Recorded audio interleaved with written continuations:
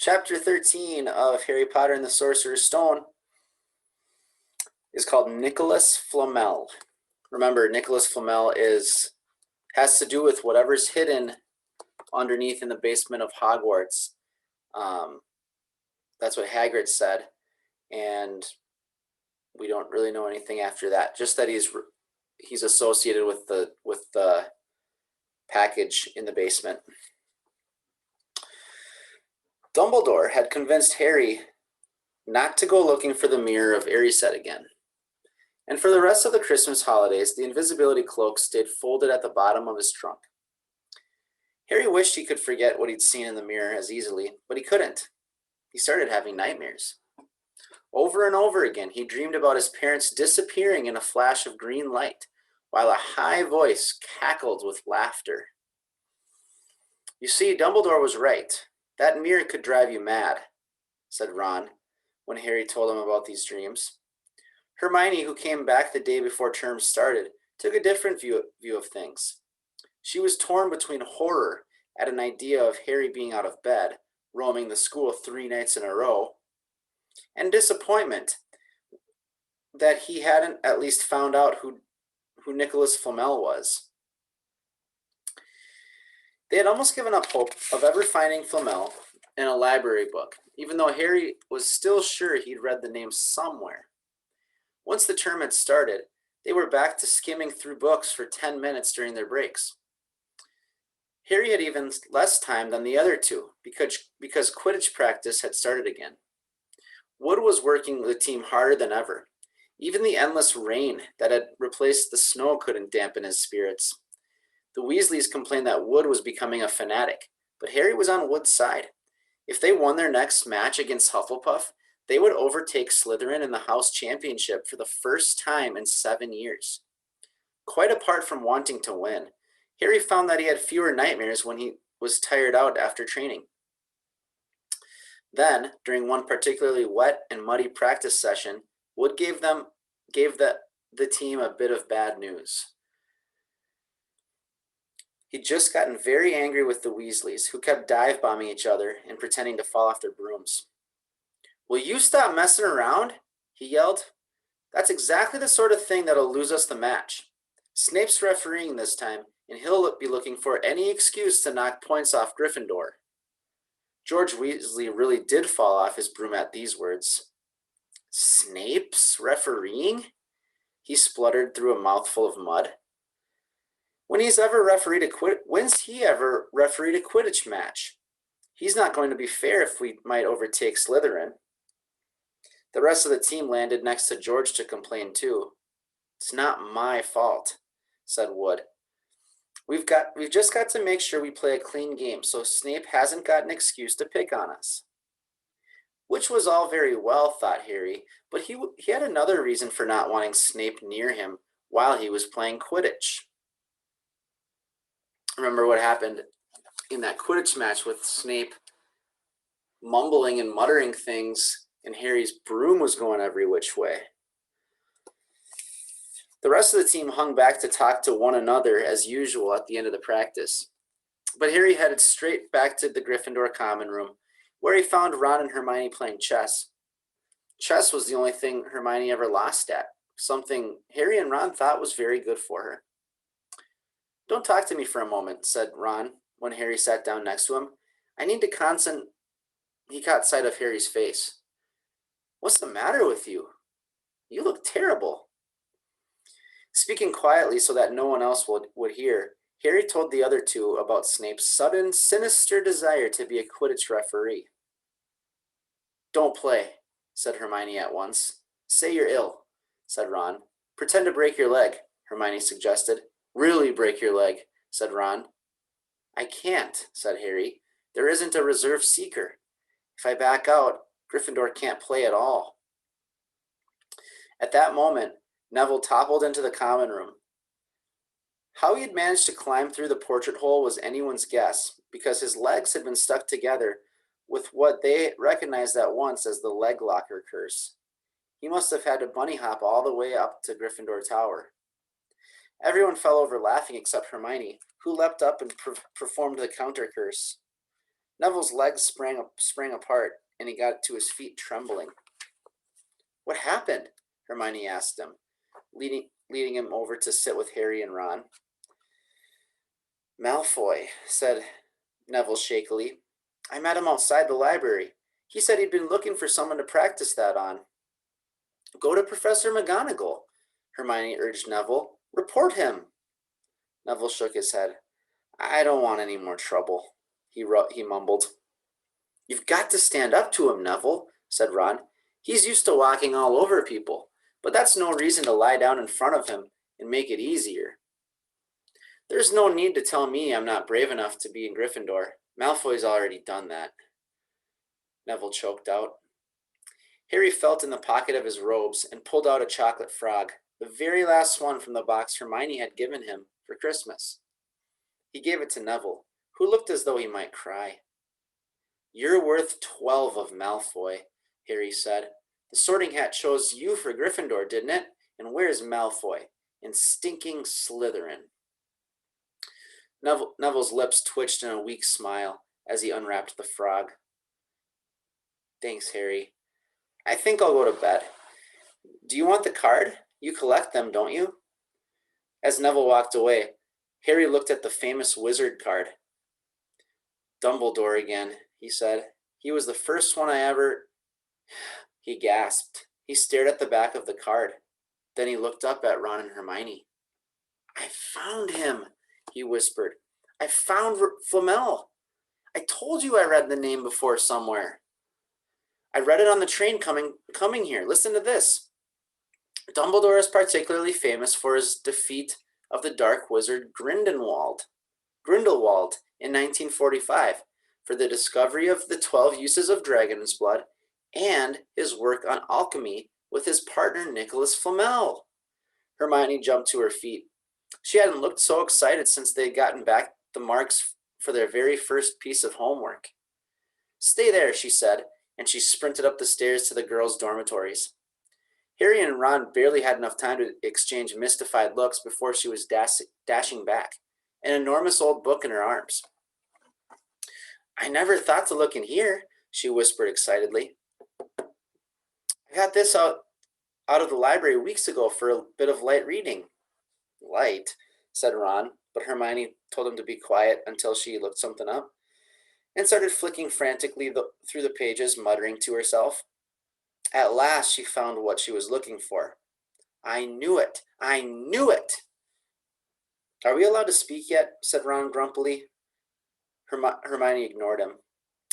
"Nicholas Flamel," she whispered dramatically, "is the only known maker of the Sorcerer's Stone." This didn't have quite the effect she'd expected. "The what?" said Harry and Ron.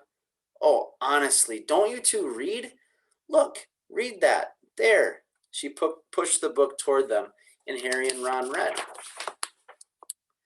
"The ancient study of alchemy is concerned with making the Sorcerer's Stone, a legendary substance with astonishing powers.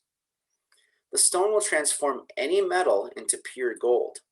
It also produces the elixir of life, which will make the drinker immortal." Immortal means you can never die.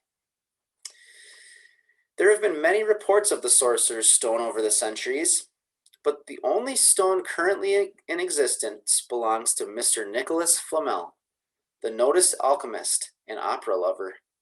Mr. Flamel, who celebrated his 655th birthday last year, enjoys a quiet life in Devon with his wife Purnell, who's 658. "See," said Hermione, when Harry and Ron had finished. "The dog must be guarding Flamel's Sorcerer's Stone. I bet he asked Dumbledore to keep it safe for him, because they're friends and he knew someone was after it. That's why he wanted the stone moved out of Gringotts." "A stone that makes gold and stops you from ever dying," said Harry. "No wonder Snape's after it. Anyone would want it." "And no wonder we couldn't find Flamel in that study of recent developments in wizardry," said Ron. "He's not exactly recent if he's 665, is he?" The next morning, in Defense Against the Dark Arts, while copying down different ways of treating werewolf bites, Harry and Ron were still discussing what they'd do with a sorcerer's stone if they had one. It wasn't until Ron said he'd buy his own Quidditch team that Harry remembered about Snape and the coming match. I'm going to play, he told Ron and Hermione. If I don't, all the Slytherins will think I'm just too scared to face Snape. I'll show them. It'll really wipe the smiles off their faces if we win. Just as long as we're not wiping you off the field, said Hermione. As the match drew nearer, however, Harry became more and more nervous, whatever he told Ron and Hermione. The rest of the team wasn't too calm either. The idea of overtaking Slytherin in the House Championship was wonderful. No one had done it for 7 years, but would they be allowed to, with such a biased referee?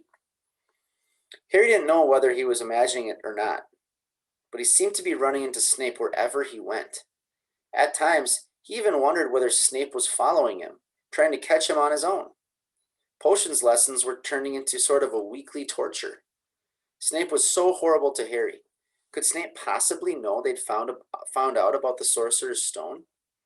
Harry didn't see how he could, yet he sometimes had the horrible feeling that Snape could read minds. Harry knew, when they wished him good luck outside the locker rooms the next afternoon, that Ron and Hermione were wondering whether they'd ever see him alive again. This wasn't what you'd call comforting. Harry hardly heard a word of Wood's pep talk as he pulled on his Quidditch robes and picked up his Nimbus 2000. Ron and Hermione, meanwhile, had found a place in the stands next to Neville, who couldn't understand why they looked so grim and worried, or why they had brought their wands to the match. Little did Harry know that Ron and Hermione had been secretly practicing the leg locker curse. They'd gotten the idea from Malfoy using it on Neville, and were ready to use it on Snape if he showed any signs of wanting to hurt Harry. Now, don't forget it. It's locomotor mortis, Hermione muttered as Ron slipped his wand up his sleeves.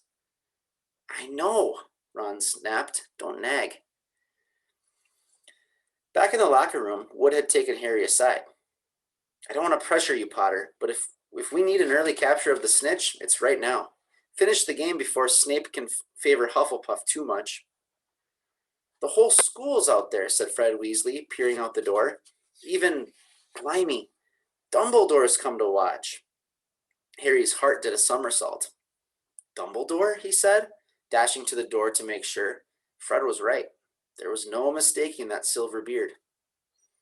Harry could have laughed out loud with relief. He was safe. There was simply no way that Snape would dare to try to hurt him if Dumbledore was watching. Perhaps that was why Snape was looking so angry as the teams marched onto the field, something that Ron noticed too. I've never seen Snape look so mean, he told Hermione. Look, they're off. Ouch! Someone had poked Ron in the back of the head. It was Malfoy. Oh, sorry, Weasley. Didn't see you there. Malfoy grinned broadly at Crabbe and Goyle. Wonder how long Potter's going to stay on his broom this time. Anyone want to bet? What about you, Weasley? Ron didn't answer. Snape had just awarded Hufflepuff a penalty because George Weasley had hit a bludger at him. Hermione, who had all her fingers crossed in her lap, was squinting fixedly at Harry, who was circling the game like a hawk, looking for the snitch. You know how I think they choose people for the Gryffindor team? Said Malfoy loudly a few minutes later, as Snape awarded Hufflepuff another penalty for no reason at all. It's because it's people they feel sorry for. See, there's Potter, who's got no parents. Then there's the Weasleys, who've got no money. You should be on the team, Longbottom. You've got no brains. Neville went bright red, but turned in his seat to face Malfoy. I'm worth 12 of you, Malfoy, he stammered. Malfoy, Crabbe, and Goyle howled with laughter, but Ron, still not daring to take his eyes from the game, said, You tell him, Neville. Longbottom, if brains were gold, you'd be poorer than Weasley, and that's saying something. Ron's nerves were already stretched to the breaking point with anxiety about Harry. I'm warning you, Malfoy, one more word. Ron, said Hermione suddenly. Harry, what? Where? Harry had suddenly gone into a spectacular dive, which drew gasps and cheers from the crowd. Hermione stood up, her crossed fingers in her mouth, as Harry streaked toward the ground like a bullet. You're in luck, Weasley. Potter's obviously spotted some money on the ground, said Malfoy. Ron snapped. Before Malfoy knew what was happening, Ron was on top of him, wrestling him to the ground. Neville hesitated, then clambered over the back of his seat to help. Come on, Harry, Hermione screamed, leaping onto her seat to watch as Harry sped straight at Snape. She didn't even notice Malfoy and Ron rolling around under her seat, or the scuffles and yelps coming from the whirl of fists that was Neville, Crabbe, and Goyle. Up in the air, Snape turned on his broomstick, just in time to see something scarlet shoot past him, missing him by inches. The next second, Harry had pulled out of his dive, his arm raised in triumph, the snitch clasped in his hand. The stands erupted. It had to be a record. No one could ever remember the snitch being caught so quickly. Ron, where are you? The game's over. Harry's won. We won. Gryffindor's in the lead, shrieked Hermione, dancing up and down on her seat and hugging Parvati Patil in the row in front. Harry jumped off his broom, a foot from the ground. He couldn't believe it. He'd done it. The game was over. It had barely lasted 5 minutes. As Gryffindors came spilling onto the field, he saw Snape land nearby, white-faced and tight-lipped. And then Harry felt a hand on his shoulder and looked up into Dumbledore's smiling face. Well done, said Dumbledore quietly, so that only Harry could hear. Nice to see you haven't been brooding about that mirror. Been keeping busy. Excellent. Snape spat bitterly on the ground. Harry left the locker room alone sometime later to take his Nimbus 2000 back to the broom shed. He couldn't ever remember feeling happier. He'd really done something to be proud of now. No one could say he was just a famous name anymore. The evening air had never smelled so sweet.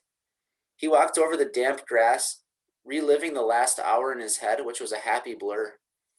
Gryffindors running to lift him up onto their shoulders. Ron and Hermione in the distance, jumping up and down. Ron cheering through a heavy nosebleed. Why do you think he has a nosebleed? Harry had reached the shed. He leaned against the wooden door and looked up at Hogwarts, with its windows glowing red in the setting sun. Gryffindor in the lead. He'd done it. He'd shown Snape. Speaking of Snape, a hooded figure came swiftly down the front steps of the castle, clearly not wanting to be seen. It walked as fast as possible toward the forbidden forest. Harry's victory faded from his mind as he watched. He recognized the figure's prowling walk. Snape, sneaking into the forest while everyone else was at dinner. What was going on? Harry jumped back on his Nimbus 2000 and took off. Gliding silently over the castle, he saw Snape enter the forest at a run. He followed. The trees were so thick he couldn't see where Snape had gone. He flew in circles, lower and lower, brushing the top branches of the trees until he heard voices. He glided toward them and landed noiselessly in a towering beech tree. He climbed carefully along one of the branches, holding tight to his broomstick, trying to see through the leaves. Below, in a shadowy clearing, stood Snape, but he wasn't alone. Quirrell was there too. Remember, Quirrell is the person that they met at the beginning, and he had the turban wrapped around his head. Harry couldn't make out the look on his face, but he was stuttering worse than ever. Harry strained to catch what they were saying. Don't know why you wanted me to meet you here, of all places, Severus. Oh, I thought we'd keep this private, said Snape, his voice icy. Students aren't supposed to know about the Sorcerer's Stone, after all. Harry leaned forward. Quirrell was mumbling something. Snape interrupted him. Have you found out how to get past that beast of Hagrid's yet? But Severus, You don't want me as your enemy, Quirrell, said Snape, taking a step toward him. I don't know what you know perfectly well what I mean. An owl hooted loudly, and Harry nearly fell out of the tree. He steadied himself in time to hear Snape say, Your little bit of hocus pocus. I'm waiting. But I don't... Very well, Snape cut in. We'll have another little chat soon, when you've had time to think things over and decided where your loyalties lie. He threw his cloak over his head and strode out of the clearing. It was almost dark now, but Harry could see Quirrell standing quite still as though he was petrified. Harry, where have you been? Hermione squeaked. We won! We won! We won! Shouted Ron, thumping Harry on the back. And I gave Malfoy a black eye, and Neville tried to take on Crabbe and Goyle single-handed. He's still out cold, but Madame Pomfrey says he'll be all right. Talk about showing Slytherin. Everyone's waiting for you in the common room. We're having a party. Fred and George stole some cakes and stuff from the kitchens. Never mind that now, said Harry breathlessly. Let's find an empty room. Wait till you hear this. He made sure Peeves wasn't inside before shutting the door behind them. Then he told them what he'd seen and heard. So we were right. It is the Sorcerer's Stone, and Snape's trying to force Quirrell to help him get it. He asked if he knew how to get past Fluffy, and he said something about Quirrell's hocus pocus. I reckon there are other things guarding the stone apart from Fluffy. Loads of enchantments, probably, and Quirrell would have done some anti-dark arts spell that Snape needs to break through. So you mean the stone's only safe as long as Quirrell stands up to... So you mean the stone's only safe as long as Quirrell stands up to Snape? Said Hermione in alarm. It'll be gone by next Tuesday, said Ron. And that's the end of chapter 12.